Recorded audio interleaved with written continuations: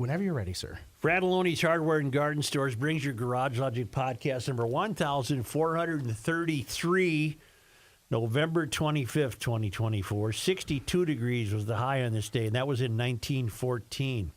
And in 1880, it was 18 below. So it could be worse. Hail the flashlight king. And now, from the mayor's office above the boathouse on the east shore of Spoon Lake, it's Garage Logic with Chris Reavers manning Technology Corner, Kenny Olson from the Krabby Coffee Shop, John Height in the newsroom, and of course, the Rookie. Here is your flashlight king, fireworks commissioner, and the keeper of common sense, your mayor, Joe Souchere. Did you get your tree yet? Anybody? Anybody get a tree yet? A Christmas tree Evidently, we don't do that anymore. at your house? I guess not. We go fake. Yep. The growers said they had one of their finest years ever. Isn't that a nice positive Yeah, note? that's a great note.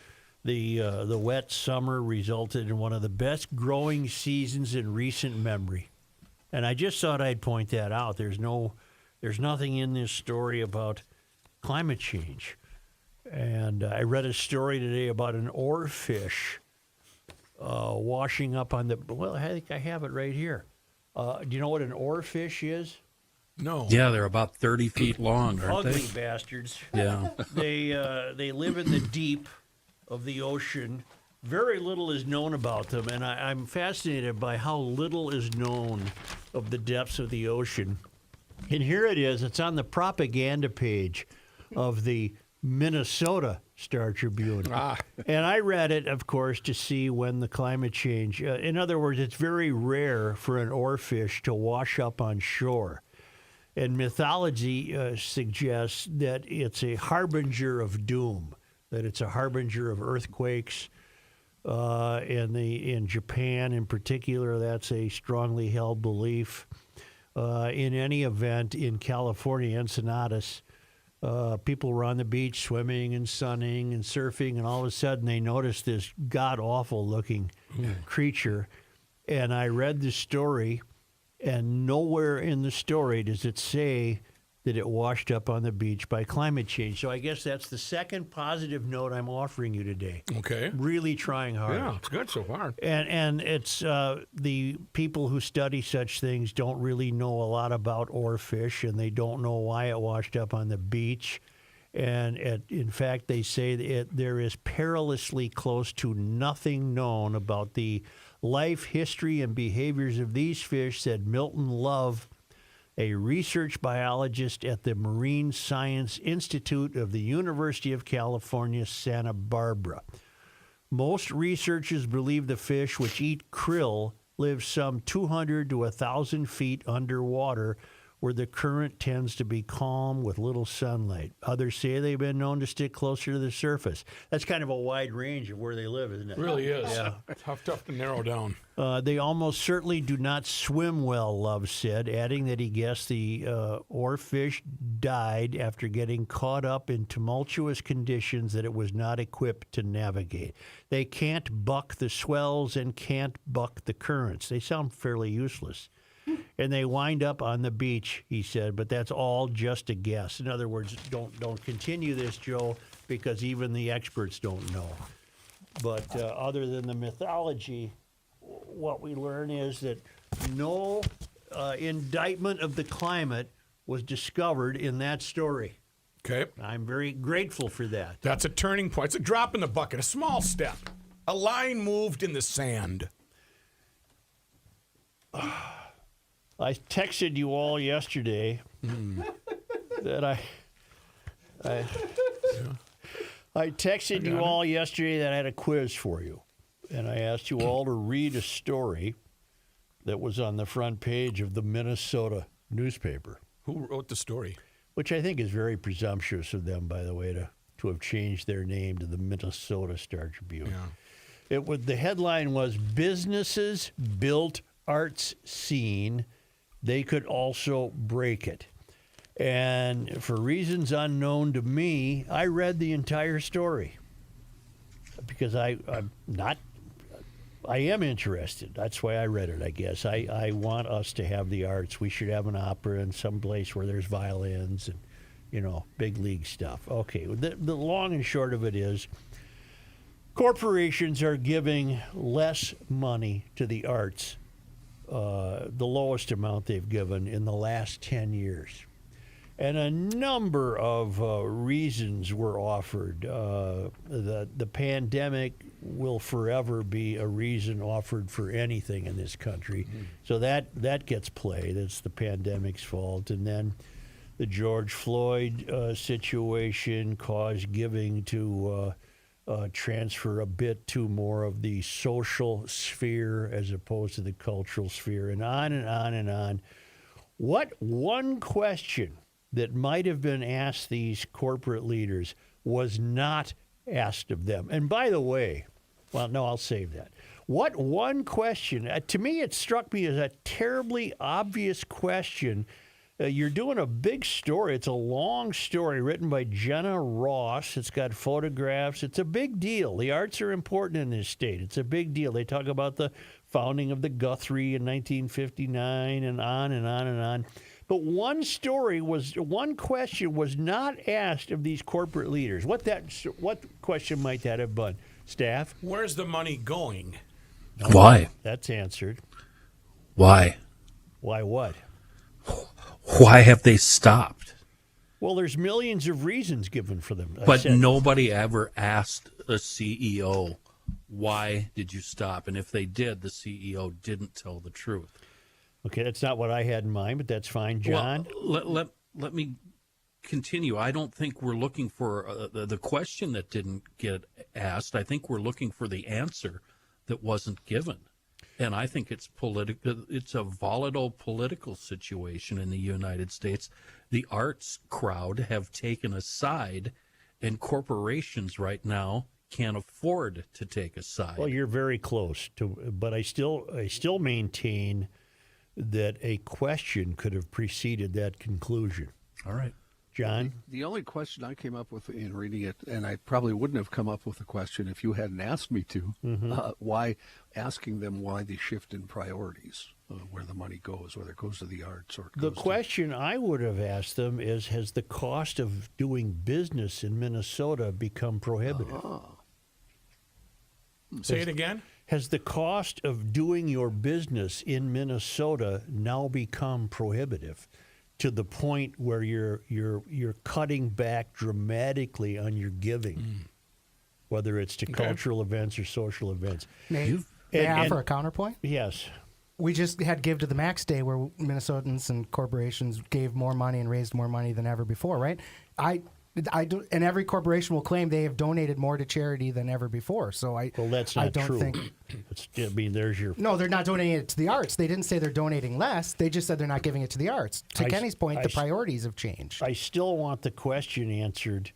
Has the cost of doing okay, maybe the question can even be softened. Has the cost of doing business in Minnesota softened your giving to the arts? The reason I don't like your question, Joe, it's nothing personal. I like you as a person quite a bit. Really? Are you sure about that? Behind your back, I consider you a friend, not to your face. But anyway, Target, General Mills, Medtronic, these are global companies. Right. And I don't think what happens in Minnesota necessarily is going to control how much they give to the arts. That's my opinion. Well, the story, oddly enough, is under the Play story, which the headline reads, "Many homeowners are in for tax shock."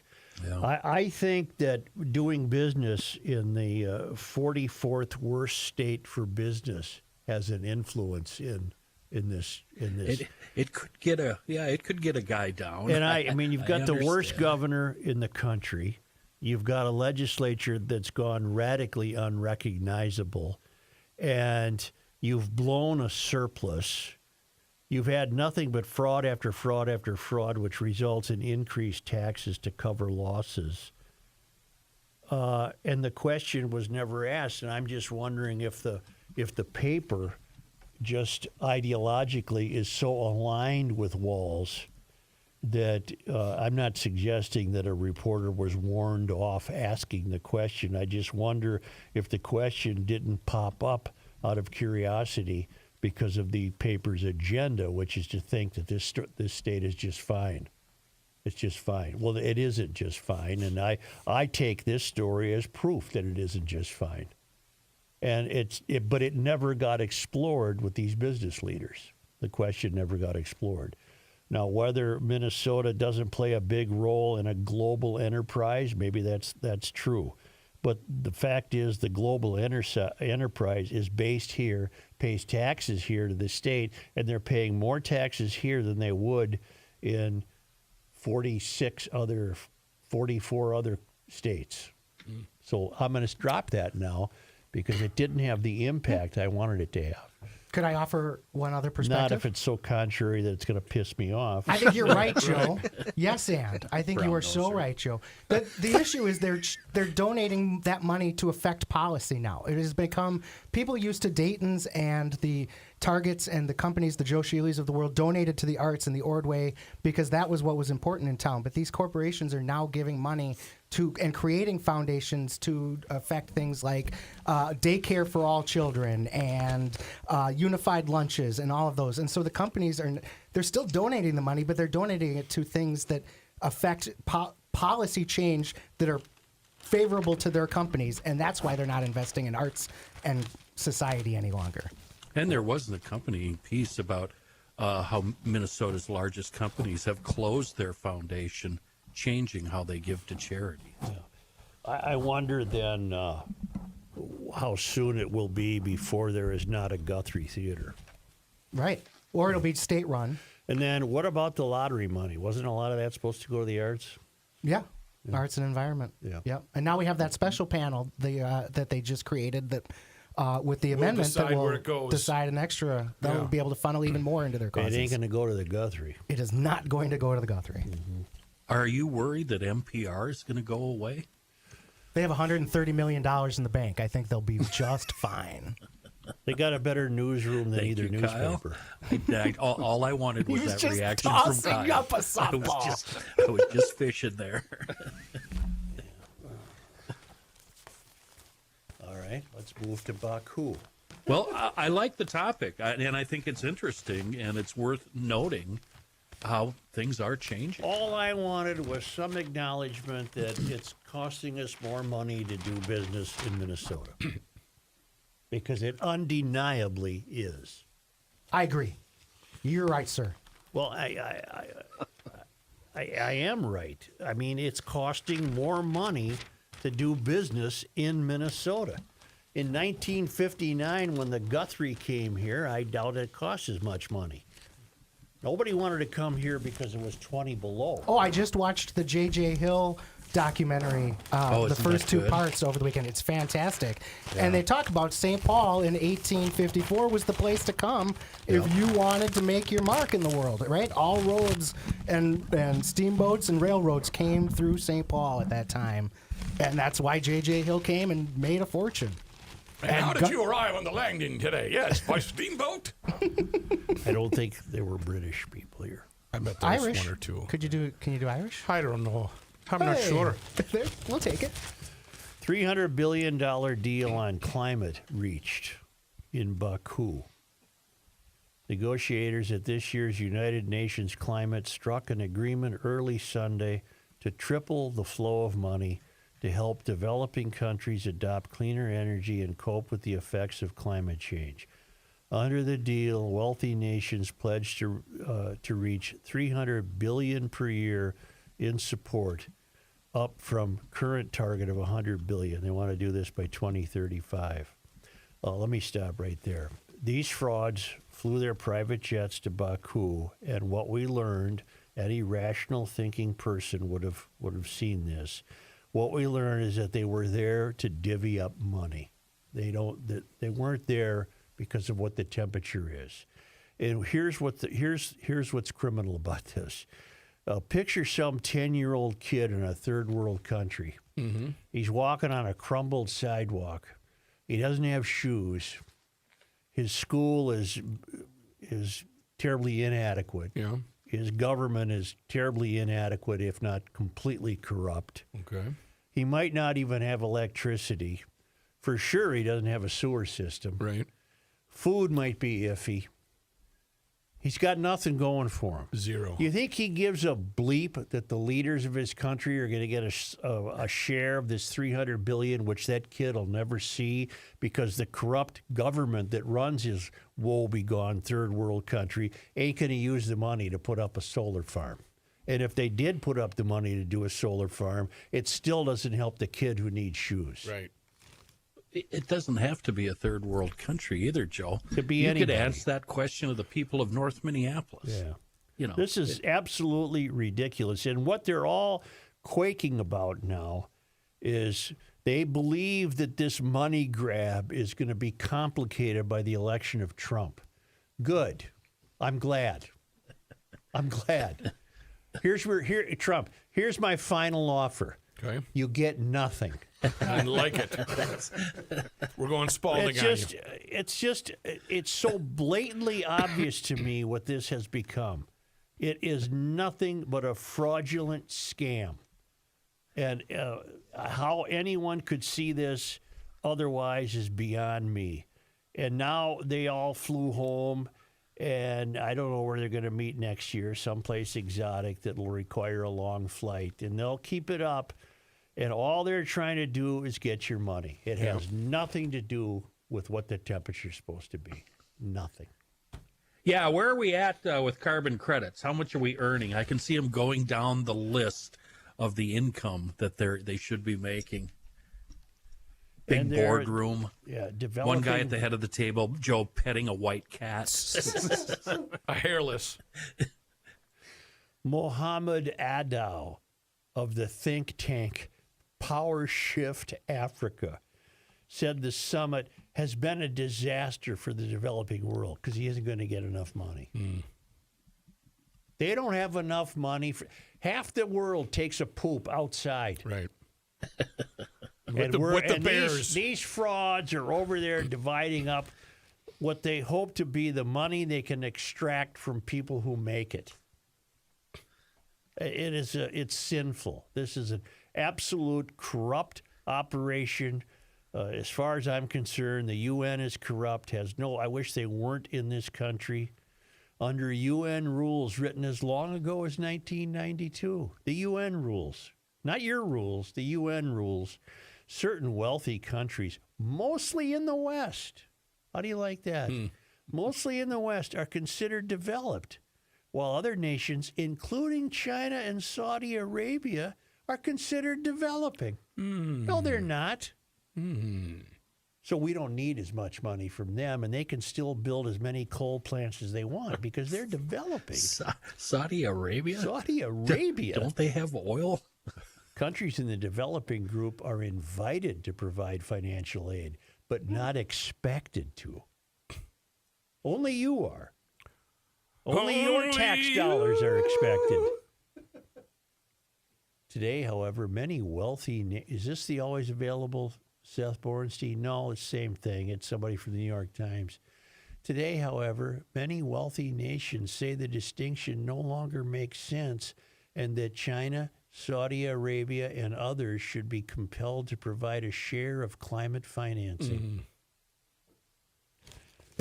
I won't dwell on it. There's nowhere for me to go. There needs to be an opposing body with just as much strength. There is. It's Trump. Trump's going to say, go bleep yourself. And he's not looking at it.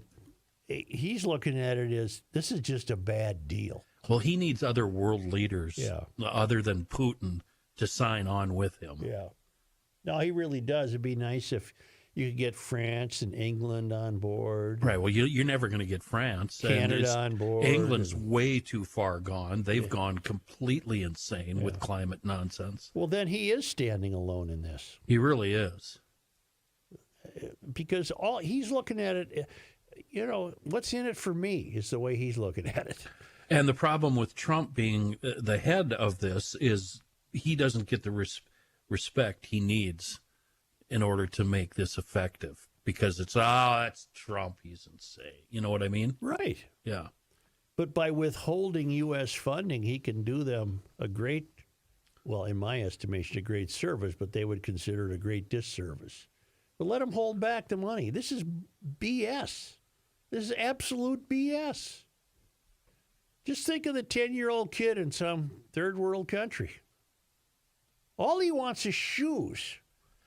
You think he gives a bleep about climate change? Just Because there isn't any. Doesn't give a rat's patoogie. Just think if those third world countries actually use that money to put shoes on the kids and put plumbing in indoor bathrooms. That's my point. It'll Yeah. all be there. It'll never happen. The government will just get new Rolls Royces. This is ridiculous. I think it's in the best interest of most governments for the poor to remain poor. Well, unfortunately, you're absolutely correct. That's what it is. What happened to Positive Monday? Yeah, boy, we started out so well. We took a turn there, Joe. No, I was just thinking as I looked at another sheet of paper, how many garage door openings and closings do I have left?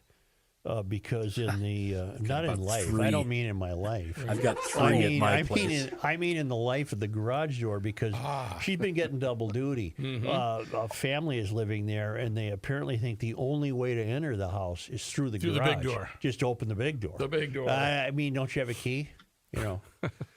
So I got to get Precision Door over. I know I keep threatening to, but I got a lot on my plate. If you're listening, Precision Door, call me and we'll make an appointment. Right. But you got to get over there and tune this baby up, because I think she might be nearing the end of her time. Precision Garage Door is the GLer's go-to garage door guy. Put this number in your contacts if you haven't already. 612-263-6985. They fix everything. And if you need a new garage, they do that too. An on-site garage door guy comes out or a gal comes out. They've got models for every budget. You can pick what you need, improve your security, your curb appeal, your heating and insulation. And they do all the app stuff too. You know, you got an app. got her online there, They can yeah, do all sure. that. They do everything. So if you want to do it online at Precision Door. That's one word, precisiondoormn.com.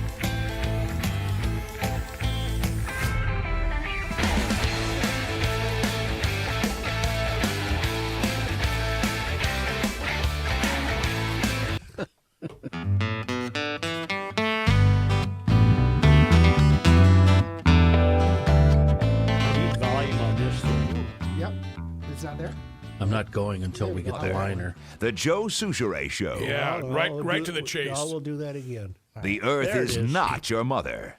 The Joe Souchere Show. Okay, so this snowblower in the cylinder shed, we nicknamed it years ago. We nicknamed it Big Bastard. We figured it out. It hasn't run since the winter of 23. But yes, evidently, it was put to bed with a healthy dose of seafoam and a half a tank of gas because we plugged in the starter, hit the button, it fired up right away.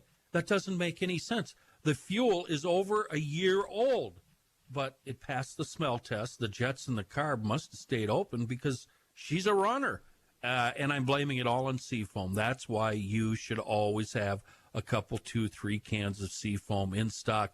And I know why we put it seafoam in the tank, because there's 3 cans of seafoam in the cylinder shed. So we always have it there. It's always ready to use. And that's why you should always give your daily driver a gulp or two every, once a month, every 2 months. That's why companies with fleet vehicles should add it to their bulk tanks. It works on all kinds of engines, small to big, diesel to gas. Buy it by the can or order it in bulk. Swing over to seafoamworks.com for all the information you'll ever need about using all of the various seafoam Speaking products. of which, did you get my text, Kenny? Yes. It Go took ahead. me 5 seconds. I'm taking off the basement door. It wouldn't budge. I remembered I had deep creep in the garage, ran there, sprayed it, and off she went. 5 seconds. A local company with a global reach and a wonderful product in a world of rusty hinges and bad gas. Seafoam. Thanks, Matt. Do you have snow on the ground up there in Oz or wherever the hell you live? Yeah, it snowed a couple of inches overnight. All right, because we have nothing on the ground in the sustainable urban core. I see that. Would somebody please help me understand where Minnesota is with the legalization of cannabis? It's It legal, is right? legal. And you can go into stores and buy it, No. Not yet. but there are stores set up where they There- have shelves and everything. The full approval hasn't been made for people who want to have, what are they called? Recreational? No, the name of the stores, not depositories. Dispensaries. Dispensaries. Dispensaries, thank you. And the final tally, the final list hasn't been compiled for people who want to open these stores. There's been a lot of jockeying and going back and If forth. I may? The thing is with No, this I'm cannabis, not even started the thing yet. Well, I was This- just going to this- explain where we are. this cannabis No, thing, just wait. Okay. we shouldn't have done it this fast. Is there We're anything not you ready. don't know? Not really. I'm pretty well informed. It's my job. All right, tell us where we are. We legalized recreational sales last I year. knew that. Okay. And we are currently in the rulemaking process for allowing regulatory sales, recreational sales. And so what you have, these shops that you see like on Grand Avenue, are people who are popping up hoping that they will convince the regulators that they deserve a spot because they are already in the marketplace. And so they are selling things that were previously legal, like Delta 8 and the gummies that were snuck in through the legislature a couple of years ago, hoping that by being in the marketplace already, they will convince them they deserve it. And then Kenny is upset about the fact that we are still processing this through. So No, Kyle, I'm upset about the fact that we jumped into this not knowing anything about it, and a year or two later, we still don't know anything about it, and we're not even close to ready, and the deadline is coming up this summer, or next summer. I Well, should let say. me intervene. According to the Minnesota Reformer, there's a lawsuit brought by Christina Aranguiz and Jody Conley, alleging that the state, in an arbitrary and capricious decision, denied their application to participate in the lottery for social equity licenses without explanation and granted other applicants secret consideration and the opportunity to fix their applications.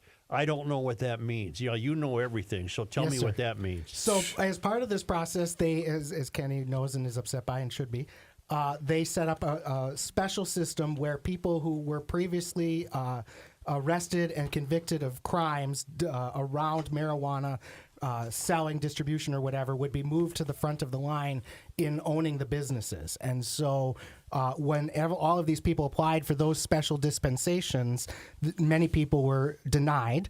And to these people's point, they don't know why. And then, of course, if you had a friend in the legislature or had a little buddy who could help you out, they could say, hey, this is what's wrong with your application, and help you grease the skids. And so, what would be wrong with an application? That you are not a person of color enough? or just you had your name wrong, you didn't fill out the form right, or you didn't say enough times how the government had harmed you and you needed compensation for it. Why are Right. they called social equity applicants? Why not just applicants? Because it's specifically because they were criminals, right? So this is restitution for our injustices by imprisoning them for being marijuana distributors before. Oh, so the people who are going to be able to run a store are going to will do so because it's balancing out some sort of social equity. Right, that we committed against them. And so a criminal might have a better chance than a non-criminal. You have to be a criminal. It's not whether or not you will have a better chance. You literally have to be a criminal. Right, Kenny? Am I wrong on this one? No, you're right. Thank you. Well, what the hell? What? What? Yeah, that's what we've been trying to say. Social equity licenses are intended to prioritize business applications from people who have been harmed by marijuana prohibition, as well as veterans and people living in high poverty areas. Rejection notices have been sent to 1,169 of the 1,817 social equity applicants, according to the Star Tribune. Of the 648 remaining, 182 pre-approvals will be awarded on Tuesday. A lottery for additional pre-approvals will be held in the future. So, you rejected 1,169 because they weren't criminal enough? Or didn't have, enough social I equity. doubt if they were rejected because their name was spelled wrong. Well, there's all sorts of reasons government But rejects if you applications. rejected 75, I don't know what happened there. if you reject 75% of them, was it because they weren't destitute enough, they weren't criminal enough, they weren't. Well, I think the point they were terribly they weren't disadvantaged enough. I think the point that people making the lawsuit is it wasn't clear why some were and some weren't. But yes, having been in those rooms, yes, that is. Why usually, would you be in those rooms? Well, I've been on fundraising grants and stuff where they discuss who's going to get money and such in my previous employment, and so were you in any fundraising situations with marijuana? No, but I'm available. Call me. I'm willing to learn. If I may interject here for just a moment, because part of your story I know is dated. This was in my news today. That lottery they were going to do tomorrow, a judge has stopped it. So they won't be doing it tomorrow. And 10 applicants have now filed lawsuits against the Office of Cannabis Management, and that's the reason he stopped the lottery for tomorrow. Judge Stephen Smith says they will not do it tomorrow. He said that at the end of a hearing this morning. The judge also issued a stay on the lottery to give all parties time to argue the case to an appellate court. So it will not be happening this week as was originally planned. Well, would this be an accurate statement? It might be delayed because they're not entirely clear that enough disadvantaged people will end up with a license. Right, that's what it sounds like, and they all will be making arguments, it sounds There's like.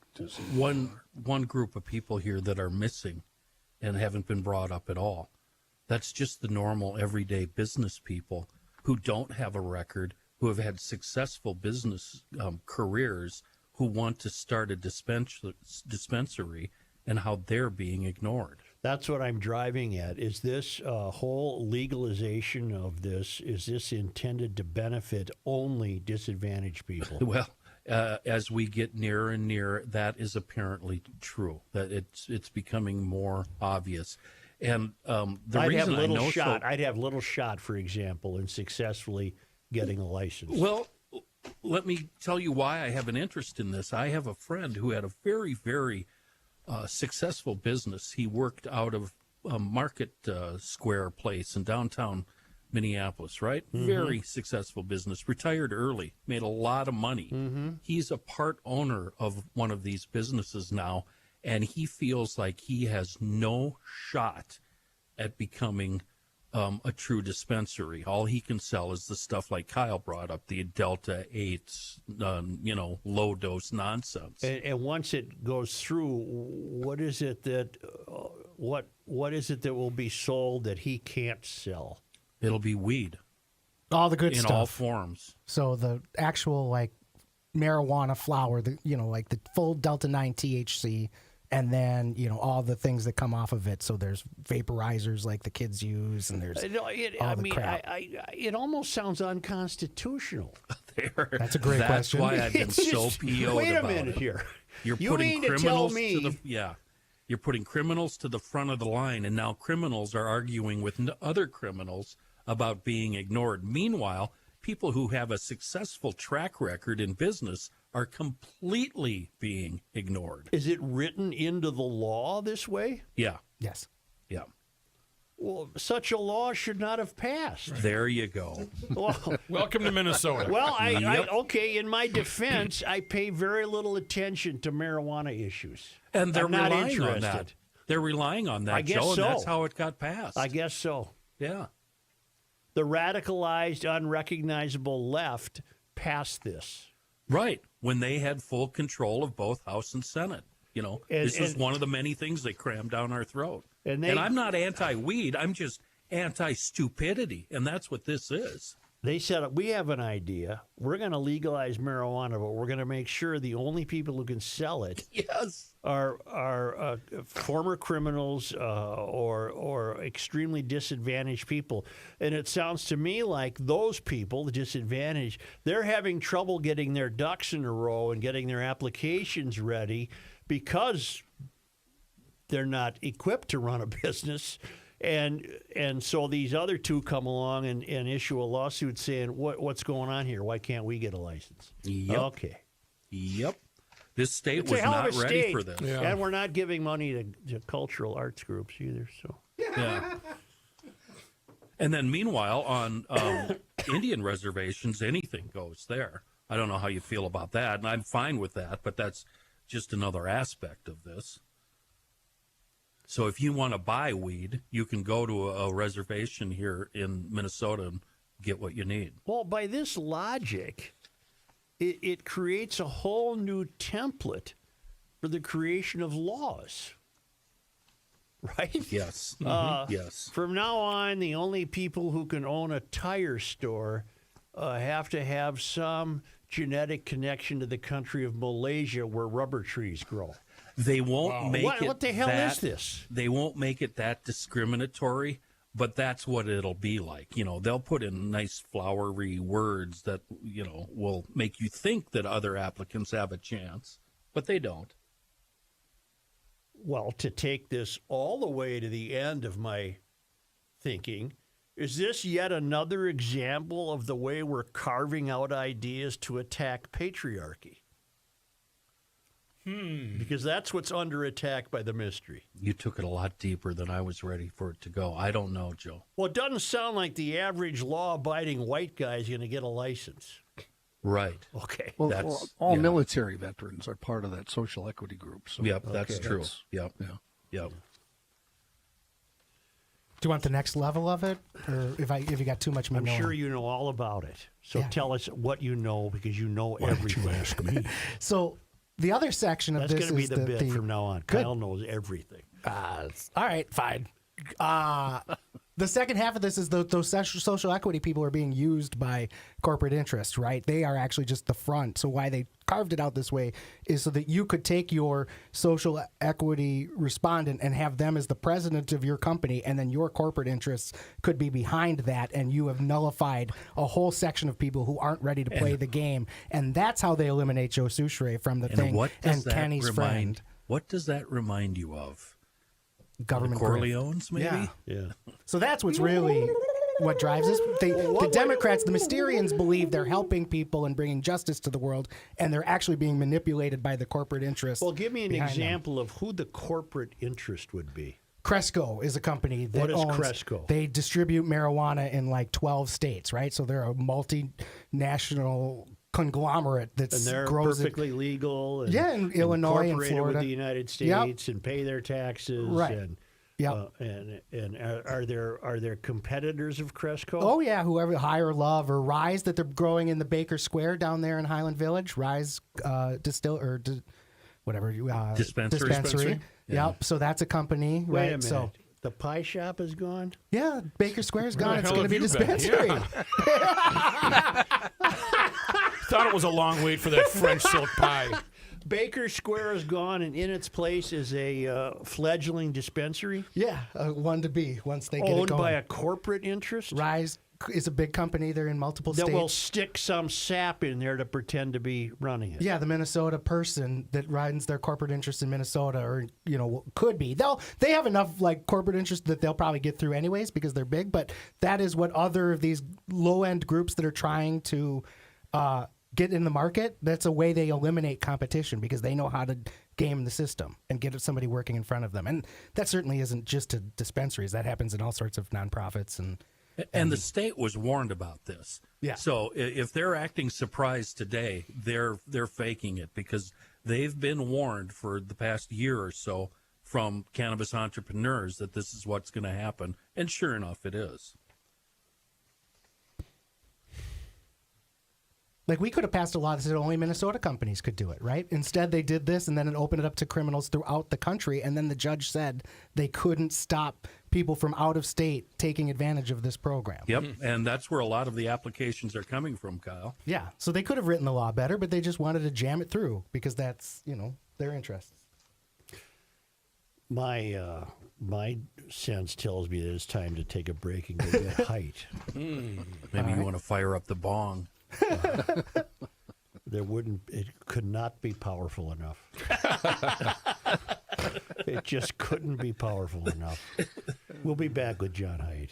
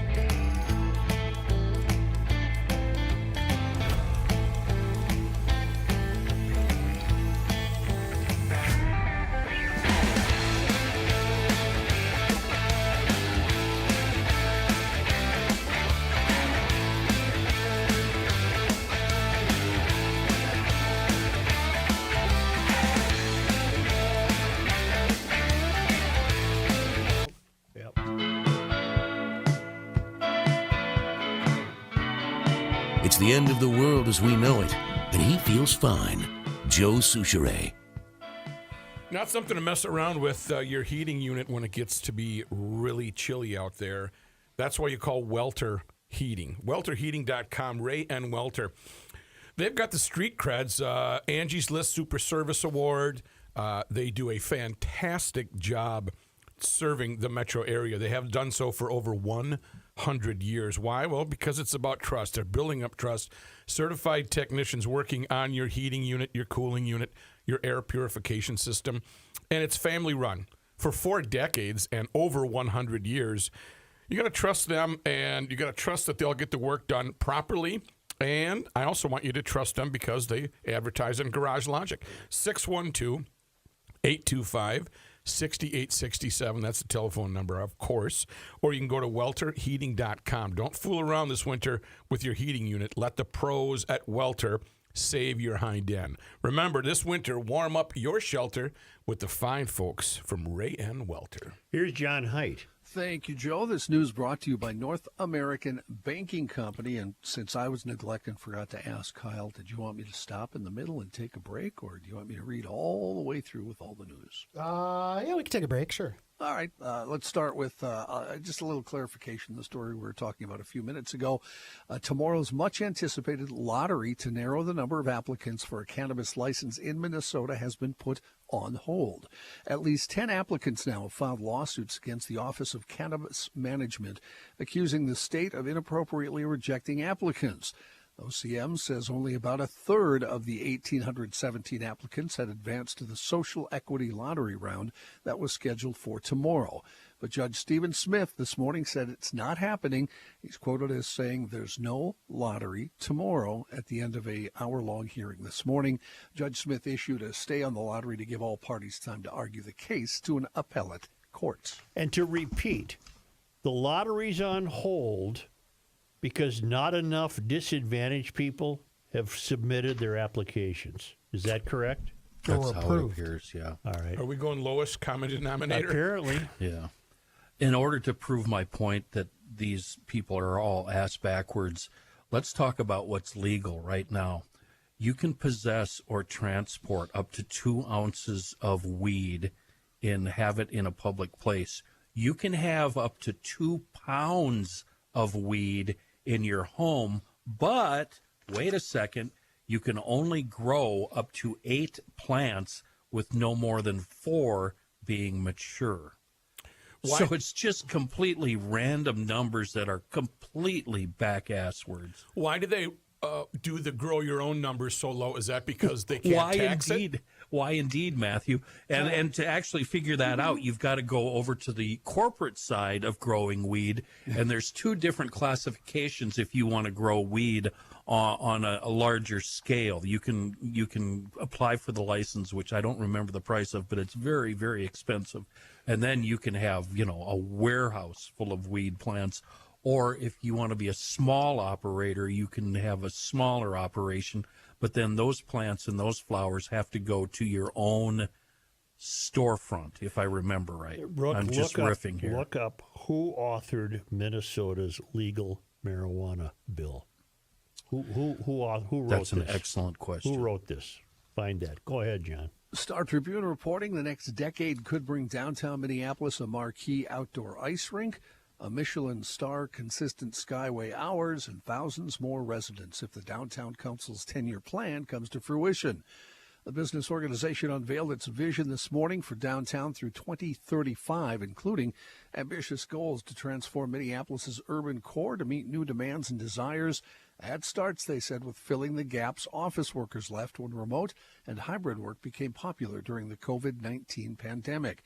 Downtown Council President and CEO Adam Dunnick said in a statement, "Our city is at a pivotal point, and this plan meets that moment. It represents more than just aspirations for the future.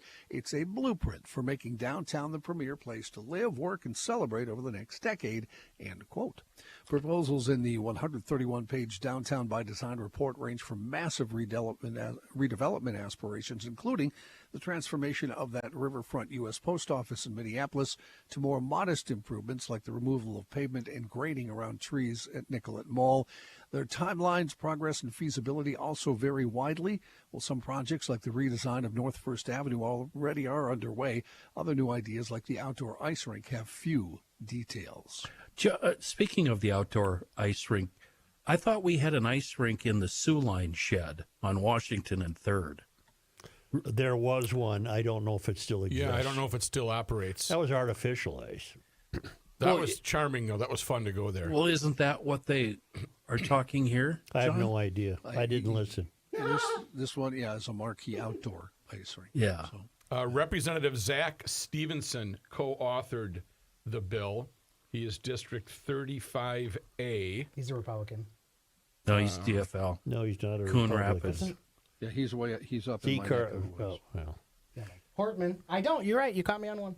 And Lindsay Port, the DFL from Burnsville.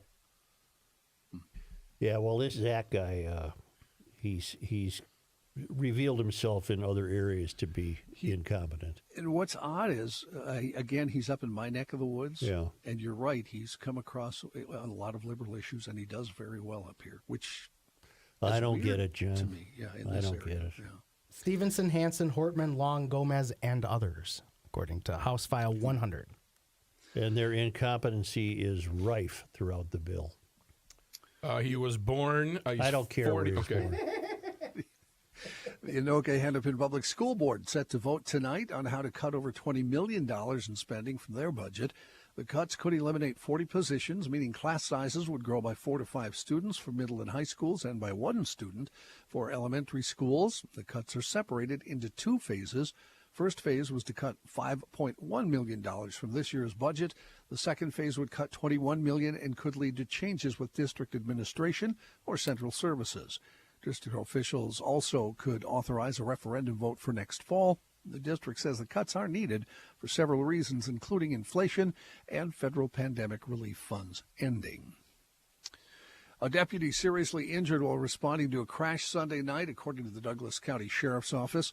Authorities called to help the Minnesota State Patrol with a single vehicle crash on I-94 near mile marker 86 at 9:48 p.m. A car slid off the road and hit the cable barriers in the center median. While deputies were responding to the crash, another vehicle driven by an 18-year-old from Albany hit a parked squad car at interstate speeds. The 23-year-old deputy who was still inside was wearing his seatbelt. Both drivers were brought to the hospital with serious injuries.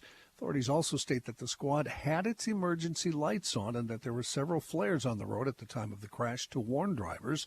The Douglas County Sheriff's Office urged drivers to slow down, stay vigilant, and be cautious, particularly during hazardous road conditions. The Sheriff's Office also reminded drivers Minnesota law requires motorists to leave at least 1 lane between their vehicle and any stopped authorized vehicle, including emergency vehicles or stalled vehicles or disabled vehicles with their hazards on. Have you guys noticed that isn't happening a lot? John, every morning I get enraged. Every morning. That trooper was how old, John? 23. Gee whiz. It's just crazy. The people do not pull over. They don't know why. Members of Minneapolis Farmers Union came together in Minneapolis yesterday for the 83rd Annual State Convention. The annual convention aiming to bring the community together, focus on the future, according to spokespeople for the union. Union President Gary Wordish said one of the biggest challenges for farmers is high input prices for fertilizer and fuel. A sheet titled Farmer's Share showed that farmers and ranchers only make 14.3 cents per every dollar spent by consumers. Janet Kubatz, the union's communications director, said, "We see prices going up in the grocery store. We often blame farmers, but the farmers aren't getting a large part of that increase." Wordish says that on a national level, there's a push for Congress to expand the current farm bill as a safety net for farmers. And Rook, this story's just for you from Thank the you, Star Johnny. Tribune. From the Star Tribune, they're saying another parlor restaurant is opening in the Twin Cities. Excelsior. I know you're a big fan. It'll open this Wednesday in downtown Excelsior. And like the original, it's downstairs. Parlor co-owner Brett Frederickson says, "We were so young and just flying by the seat of our pants when we opened the original. Now I'm a little wiser. This time we have a whole team of people who really know what they're doing." The new parlor will serve a menu stacked with favorites, their famous burger, the chicken sandwich, bacon, popcorn, and fries that are better, they say, when shared around a table of friends. Brussels sprouts. Ooh, love that. And of course, the bar will serve those old fashions and seasonal Manhattans that are synonymous with the parlor. The original menu was created by Jesse Held. This time the company Held co-owns with parlor alum Jeff Urkala. Earl Giles is building the bar menu. The new parlor has just 65 seats and a cozy vibe. They said they're a winter restaurant. According to Frederick, it's going to be good and everything people expect when they think of parlor. That parlor burger is just, it's really I second had to one none. once. It's It delicious. was plenty second to none. No, you are so full of it. Your taste buds have been ruined by something. Maybe. Why don't we? I'd say it was about fifth to none. Absolutely not. Are you kidding me? I mean, why don't we go there? You buy me dinner, and I'll just make you go to the St. Paul location. The original one on 7th Street? Well, that's the second one. But yes, that was the. All right, let's do that. Mm-hmm. All right. Why don't we take the whole show and then we can Let's all go. vote? All right, let's do Come that. on down. Yeah. Why don't we take a quick break here and we'll be back with more news after this.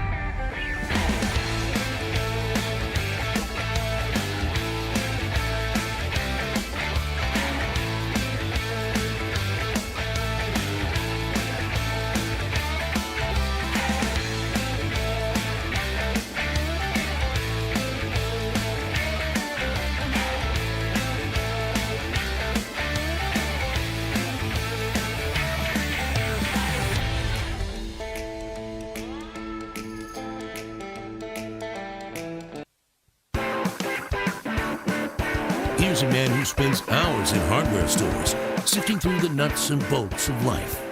Joe Souchere. I believe you still have time to vote, but 2 days from now on this show, Wednesday, we're going to reveal the Center of the American Experiment's Golden Turkey Award winner. Jolly good. That Golden Turkey trophy this year will be given to the person, how do you win it? Voting. Oh, They'll announce the results. the trophy goes to the ridiculous amount of spending, not the individual. Got it. Because you can vote on it. New state flag, Walls DEI employees, National Loon Center, Dungeons and Dragons podcast. I guess we spent money on that. But more importantly, the Center of the American Experiment has a great website. Every day I make a daily visit. It's really worth your while. They're fighting the good fight here in this godforsaken state of Minnesota. And the choices were difficult. Minnesota has wasted a lot of money. So you had a chance to vote on it and still do, and the winner will be announced here Wednesday. So go to AmericanExperiment.org. Probably still time to vote, huh? AmericanExperiment.org/golden turkey. It's here, by the way. The What trophy. is? It is? It's here. really? We'll present it on In the air this- live. right It's in in the here? building. Unfortunately, I think it's at the front desk All because right. we know they don't right. bring things back. In national and international news, the Israeli ambassador to Washington says a ceasefire deal to end fighting between Israel and the Lebanon-based Hezbollah could be reached, in his words, within days. Ambassador Mike Herzog told Israeli Army radio this morning that there remained points to finalize and that any deal required agreement from the government, but he said they're close to the deal and it could happen within days. Among the issues that remain is an Israeli demand to reserve the right to act should Hezbollah violate its obligations under the emerging deal. The deal seeks to push Hezbollah and Israeli troops out of southern Lebanon. Meanwhile, Hezbollah unleashed about 250 rockets and other projectiles into Israel following a deadly assault in Beirut, marking one of the group's most intense volleys in recent times. According to the Israeli military, some projectiles did reach Tel Aviv on Sunday, while others were thwarted by the air defense systems in place. Israeli health authorities have reported 7 injuries resulting from the strikes. The offensive was a direct response to an unannounced Israeli air raid in Beirut on Saturday that resulted in 29 fatalities and left 67 individuals injured. Plane crash that killed 1 has sparked fears of Russian sabotage. Authorities in Lithuania have refused to rule out terrorism after a DHL cargo jet hit a building while approaching Vilnius airport.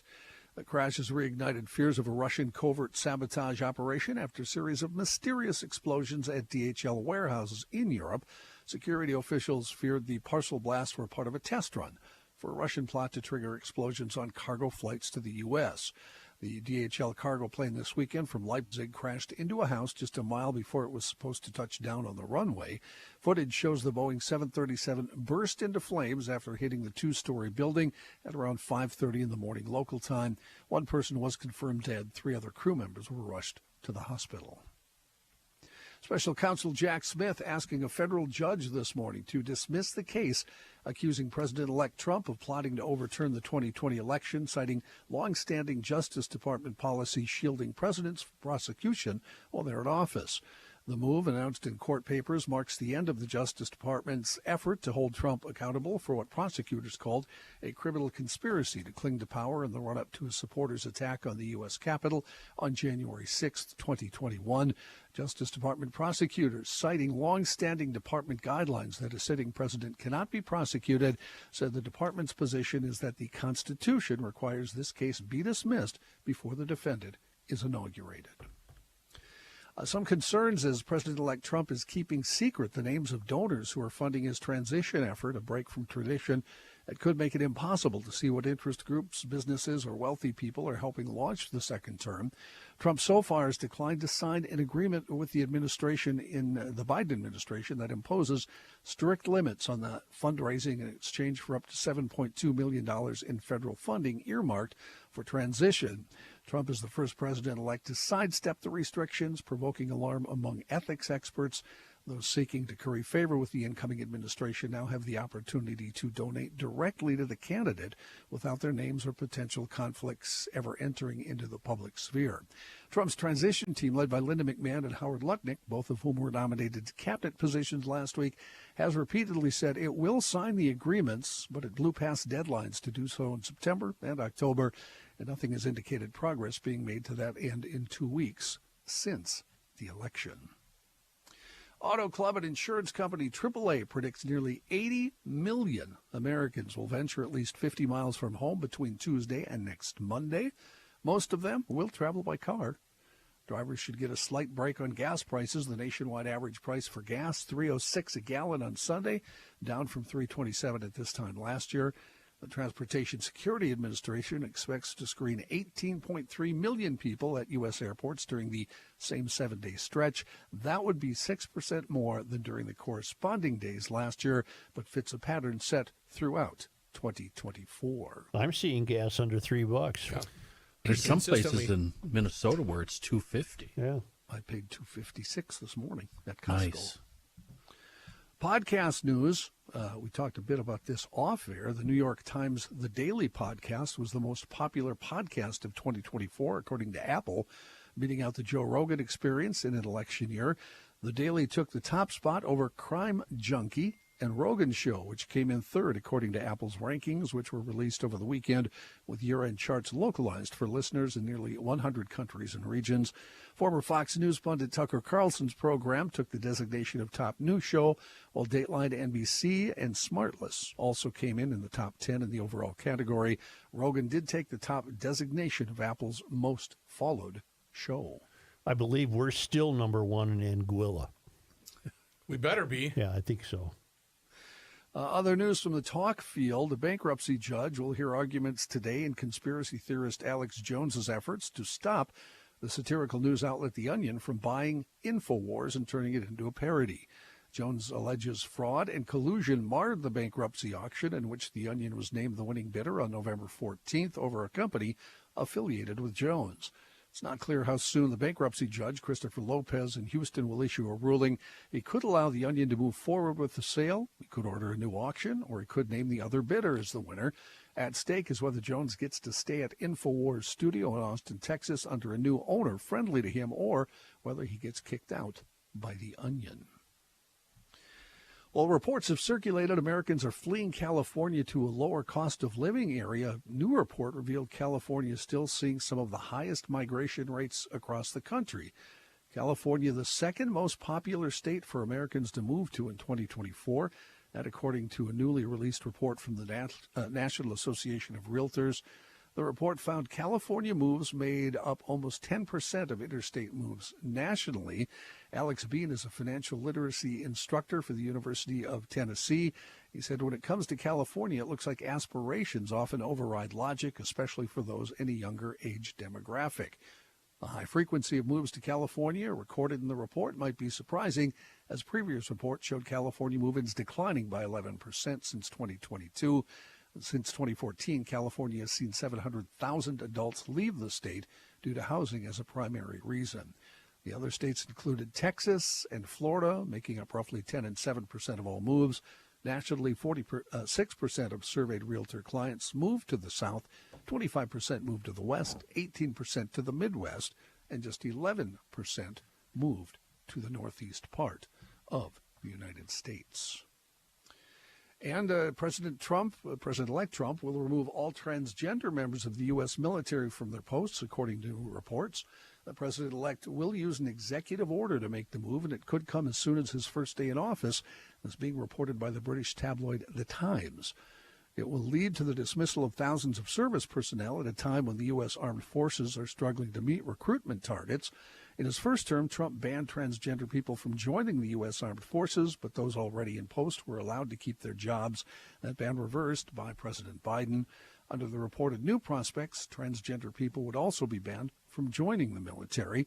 These people, according to a source, will be forced out at a time when the military can't recruit enough people. Only the Marine Corps is hitting its numbers for recruitment, according to that source. Some military charities criticizing the proposals. About 15,000 plus service members, they say, could be let go. That would be a significant... How many, John? 15,000. That would be a significant loss, according to the charities. Well, a loss of experience and leadership. It will take maybe 20 years and billions of dollars to replace that, according to those charities. About 2,200 service personnel have been diagnosed with gender dysmorphia when the previous ban was lifted, but privacy policies mean the exact number of transgender service personnel is not known, according to the U.S. Pentagon. Of the 15,000, I think it would be wise to know how many would be difficult to replace. I don't know. Yeah. Well, they can't meet the number now, I think, is what the charities are saying. But it would be interesting to know what positions they fill. The only one they quoted was an intelligence officer in the story. Well, if that's I don't care what that person is, if they're a great intelligence officer, let's go here. Yeah. So that's what they're saying. Well, John, thank you. Yeah. Yeah. We'll take a break. Hi, John. Yeah. John.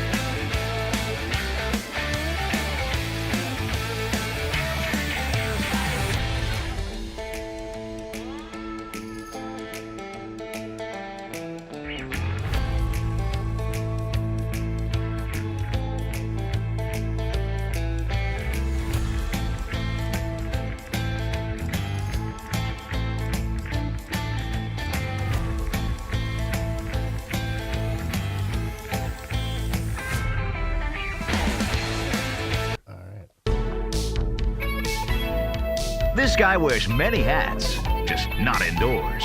Joe Souchere. A listener in Cleveland, Ohio, Phil Norgard, sent me this. This has not happened here. To my knowledge, this has never happened. This has not happened here under Mary Moriarty's tenure as county attorney. A Cuyahoga County judge hopes to set an example by imposing a maximum sentence for a kid who was stealing Kias. Tuesday, Judge Nancy Margaret Russo ordered a 16-year prison sentence and a lifetime driver's license revocation for Monroe Larkin III. He's 17 now. He was 16. He pleaded guilty to vehicular homicide and felonious assault for his role in an August 2023 crash that killed one woman and critically injured another. The woman was 21. She was killed on impact. Her friend driving suffered a traumatic brain injury and lost an eye. She could not attend Tuesday's hearing because of her ongoing recovery. Larkin was driving a stolen Kia. Surveillance video showed the car reaching high speeds. Rios was the second person killed in a crash with a stolen Kia in less than a month. The judge noted the trend of young people stealing cars plaguing Northeast Ohio. I hear a lot of people talking to me, oh, the person is 17, the person is 16, but you knew exactly what you were doing, Russo told Larkin.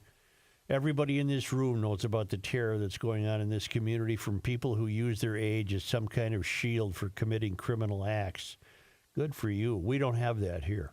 This would never have reached the case that it is here. So she ordered 2 consecutive 8-year sentences for each charge and told him he's going to lose his driver's license indefinitely. And we're stuck with a county attorney who is so ideologically corrupted that this will never happen here. Right.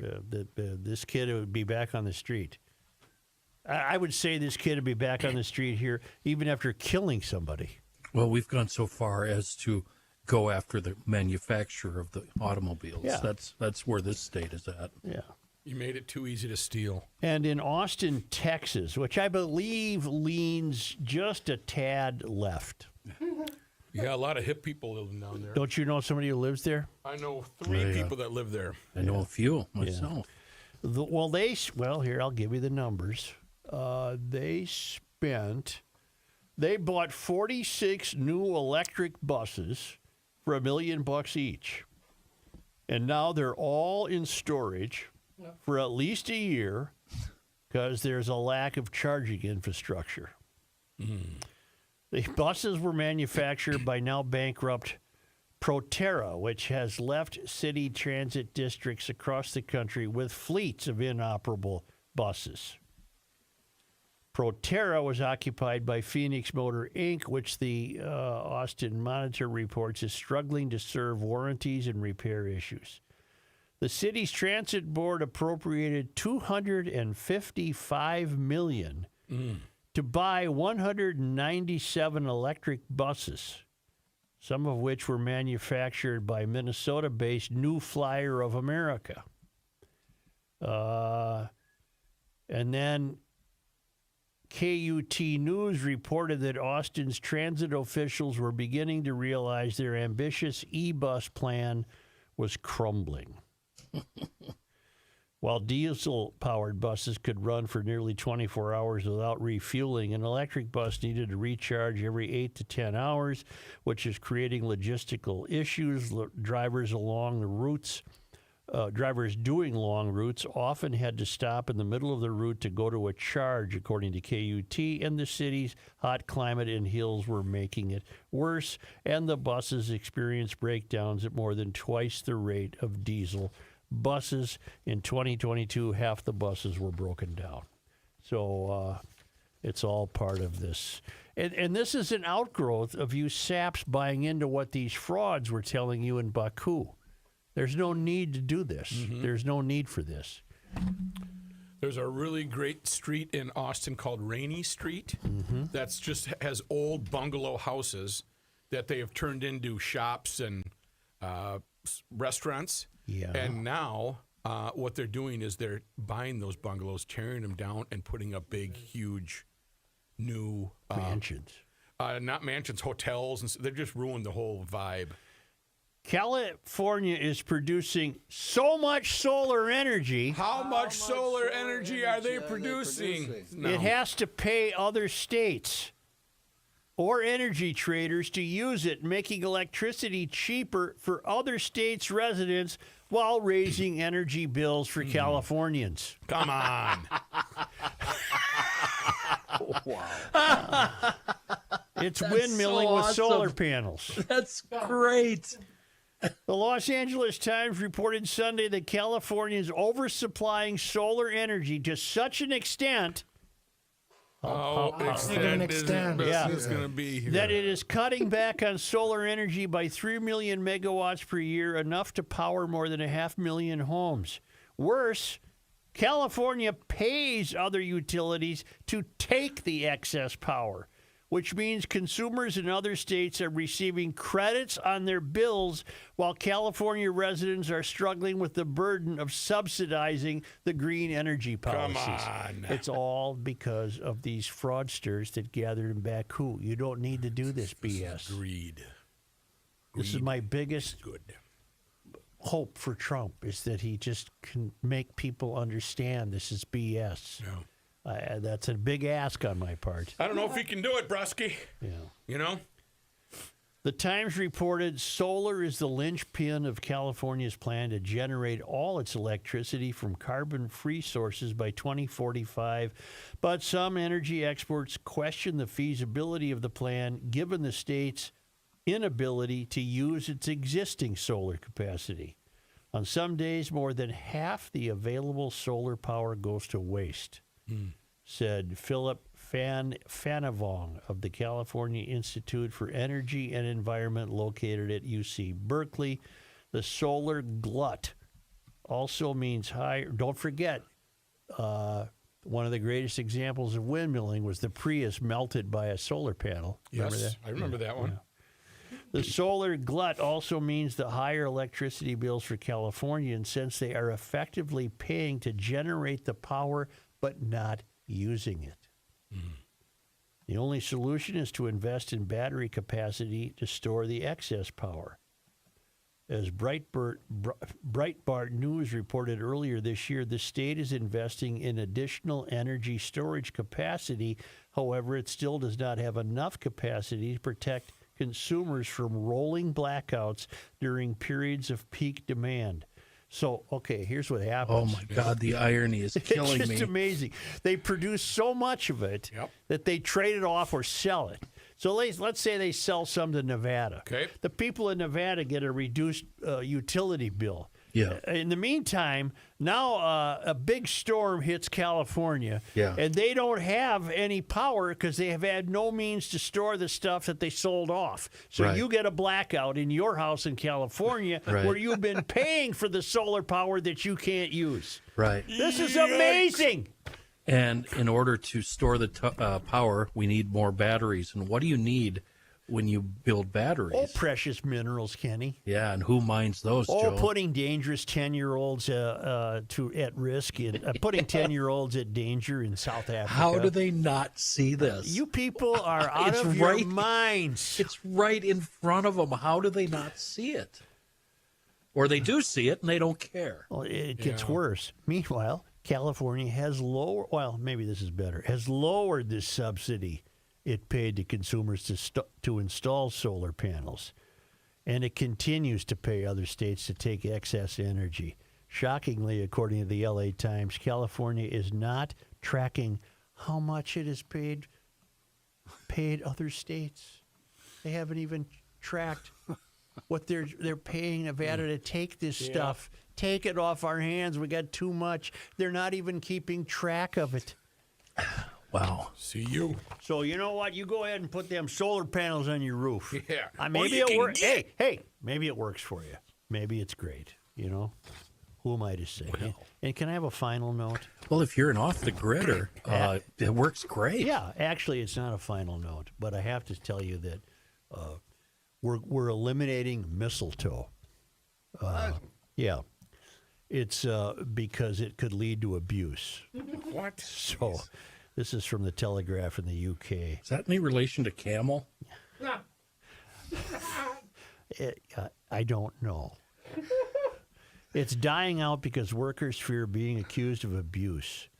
I guess the tradition is you kiss under a mistletoe. It took off in the Victorian era. A little peck on the cheek. I've never been trapped under mistletoe. Really? No. It's just it's not the alfalfa kiss. No. It's just a little more prune. Yeah, but prune. I think they fear the alfalfa.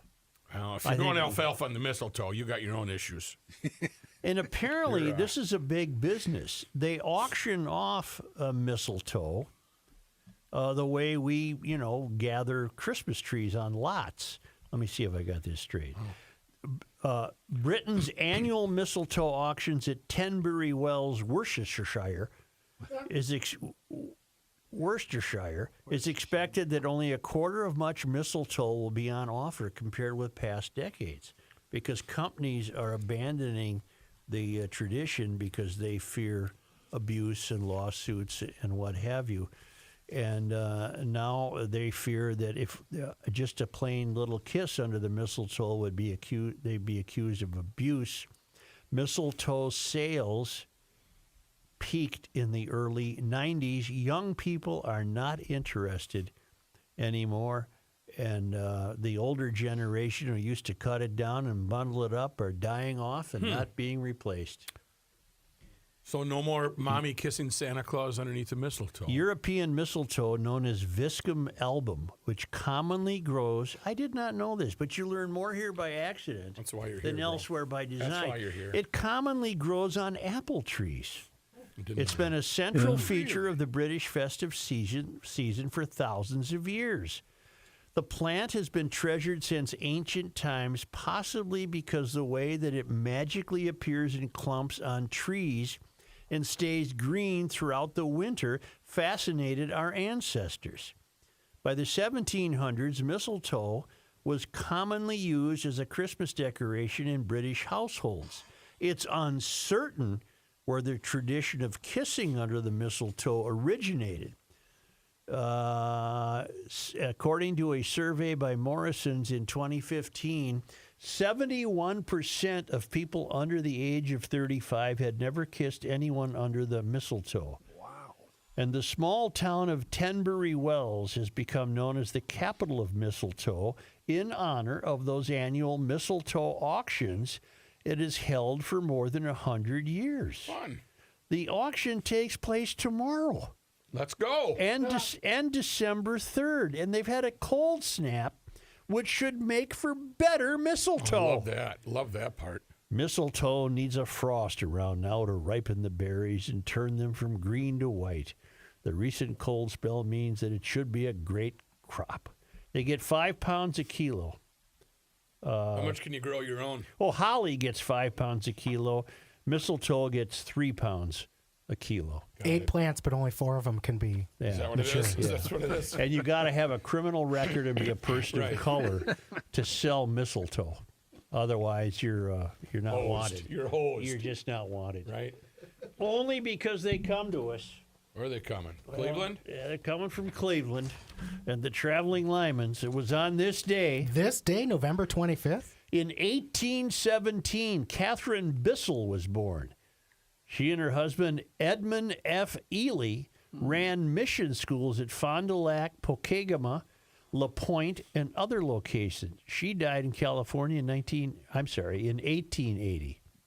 On this day, Today, November 25th. in 1863, the 2nd Minnesota Volunteer Infantry Regiment and the rest of General George H. Thomas's Army of the Cumberland charged up Missionary Ridge near Chattanooga and defeated the Confederates holding the ridge.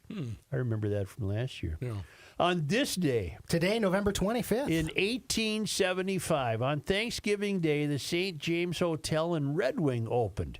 On this day in 1875, conceived by 11 local businessmen who made their fortunes in the grain industry and contributed $60,000 to the cause. The establishment was an expression of community pride and identity. A great place. Still exists, doesn't Yeah. it? On this day, We're talking about November 25th. in 1903, Olive Fremstad made her debut with New York's Metropolitan Opera, singing the role of Sieglind in Wagner's Die Walküre. Born in Scandinavia, she had been adopted by a St. Peter couple. A true diva, Fremstad was legendary for her local powers as well as her temperament. She died in New York in 1951. That's vocal powers, Joe, not local. Did I say He local? said local, yes.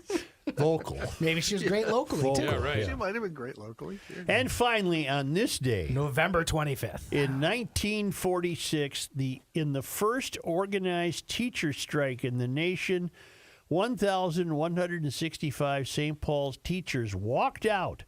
The strike lasted until December 27 and received national attention as it demonstrated that teachers were ready to use strikes as a method to alleviate school funding problems and intolerable working conditions. And don't think we won't. Yeah. All right. Thank you, GLers. Hey, GLers, thanks so much. Hey, thanks to you, we've raised over $15,000 for the Patrick Schoonover Heart Foundation. How amazing is that? We couldn't have done it without you. You can always give more if you want. Give to the max. Or garagelogic.com/donate. And join us on YouTube. Over 10,000 other Minnesotans and around the world are joining us every day. Watching it on YouTube. And, of course, get the podcasts wherever you get your podcasts at garagelogic.com. We thank you for listening, and we look forward to talking to you tomorrow.